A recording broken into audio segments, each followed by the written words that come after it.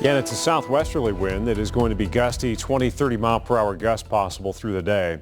This is what it looks like downtown, our 21C Museum Hotel live weather by camera. You can see the top of the big blue building. It was a little difficult earlier, so the clouds have lifted slightly. Visibility is a little bit better, but we've still got wet roads. You can see it on South Broadway looking downtown. Well, right there it is. You can finally see the big blue building out there. So good news. Conditions improving somewhat. Visibility has come up. We're showing 10 miles here in the bluegrass. Still some areas of dense fog up around Covington and into our far southeastern mountain counties. And the max track shows that widespread heavy rain out of here. So we've had some lingering sprinkles. That'll still be an issue, some drizzle. But the heavy stuff is gone. We had a couple of severe thunderstorm warnings down toward the Tennessee border late last evening. Snow up north, severe storms down south. The punch of the worst of the storms. Look at this, tornado watches, multiple tornado warnings into northern Alabama, running over through south of Atlanta. They've got an active severe thunderstorm warning right now. But if you look just north of Birmingham towards Fultondale, this is in Alabama.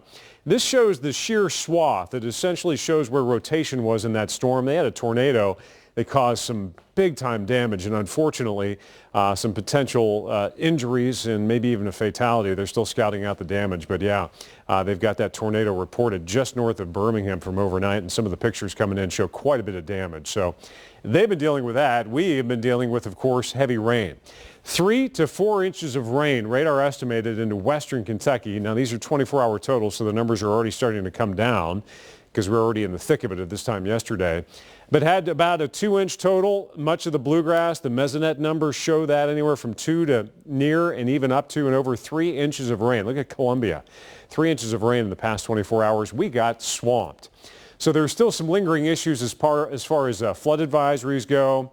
Creeks and streams running high. Watch out for that. Future track shows a break in the clouds this afternoon, and then here comes the next wave. This one is not going to be a big soaker. This one's going to be a little more wintry in nature. After a break this afternoon, rain to snow. Now, this is Wednesday afternoon.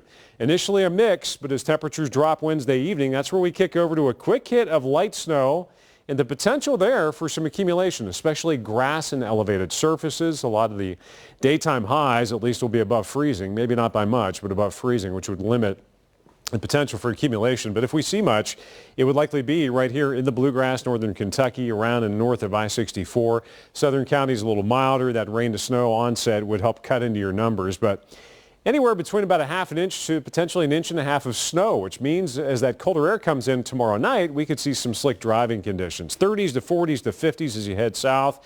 Our highs are going to be in the 50s today for the most part. But you can see the temperature drop behind that departing system that'll bring that rain to snow. Another side note, we've got a full moon coming up January 28th. It's actually full in the middle of the afternoon.